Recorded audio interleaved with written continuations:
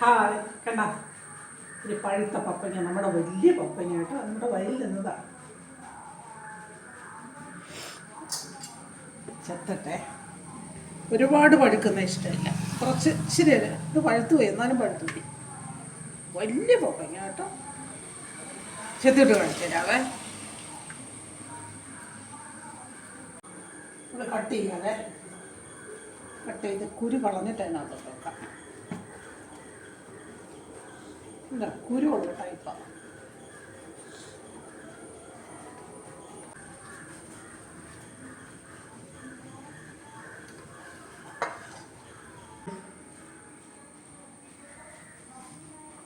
കണ്ടാ, ഇന്നത്തെ എൻ്റെ പപ്പായ, നമ്മുടെ വയലിലുള്ള പപ്പായയാണേ.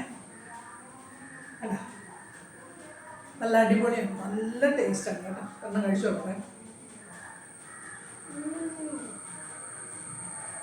അലിഞ്ഞു പോകുന്നു, നല്ല മധുരം വേണ്ട.